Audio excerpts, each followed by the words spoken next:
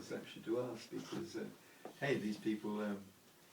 I was consciously looking for truth. What's it all about, you know? And these people, you know, despite them having this funny thing with their necks, they weren't always like that. And but yeah, they were a bit. They were nice people, you know, nice people, and they treated me with respect, which was quite pleasant. And they seemed, you know, without being pushy, to have a certain peaceful conviction, you know, whatever. And particularly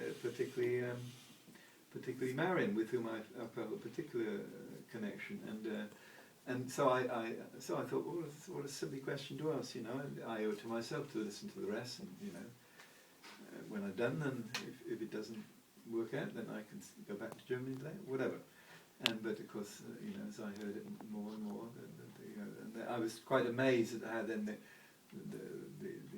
what comes after, you know, in the study of the Bible and the study of history sort of follows on very logically and systematically from. And I knew the Bible,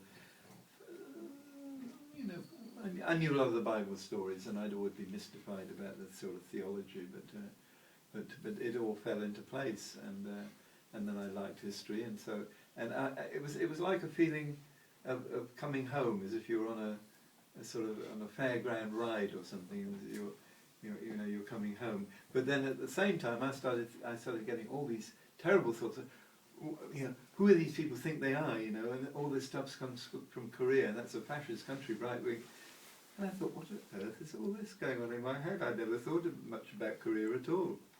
So, but anyway, so I heard everything, and I was, as Christians say, I became convicted, and no, they use this term in a good way, and then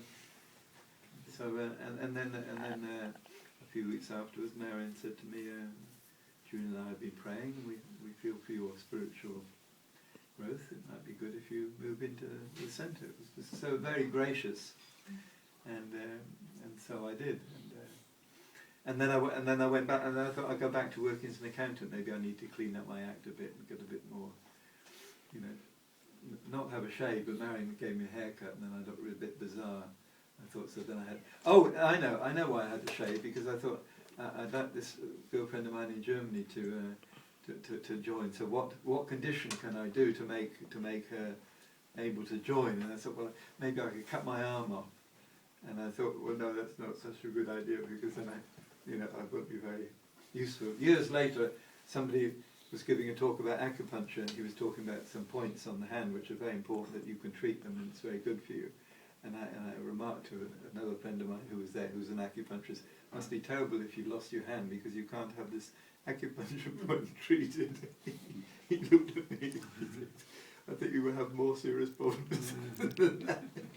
But anyway, so I decided cutting my hand off wasn't a good idea. So I decided cut my beard off, because this is a real sacrifice. She still didn't join, but I hope I might see her this year. It would be terrible. Huh? It would be terrible to cut your beard off. Well, this is the extreme sort of thinking I was going through at that time, you know, because it was such an enormous change, you know, and the sad thing is that, you know, some months later, after there'd also been a change and in the leadership and so forth. So my parents came and visited me, and my mother, instead of being happy that I got my hair cut and got a white shirt and a suit, she now got distressed, I suspect, because she thought I'd found another mother, which in a way I had, you know. And so then she was distressed, and so, you know, you can't win, you know. And I won't read it now, but I wrote a poem for her about this, and I hope that now she somehow has, you know, come to some peace and whatever. But yeah, in those days it was for some it's very dramatic. And it's interesting, there were three of us joined almost at the same time. The first three Brits and all men, obviously, you know, Alexander and Alec Kurtz and myself, and I was quite clear we were Cain, Abel and Seth, and you know, I knew which one I was. I didn't talk too much about it. I shared a room with Ian. And Ian was always he was in the army, but he was always somebody wrote to Miss Kim in America about how Ian's such a nice clean boy, you know. And he'd always kneel down at his bed and say his prayers before he went to bed, and I sort of remember still got to clean the kitchen floor and stuff, but I didn't do what Cain did. I sort of let him quietly go to bed. And anyway, so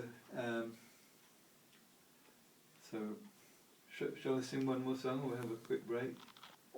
I mean, while I've been wandering around Europe, I'd read a very influential book which also introduced me to this guy Taliesin, by a chap Robert Graves, called The White Goddess, and he was writing about poetry and how true poetry is written by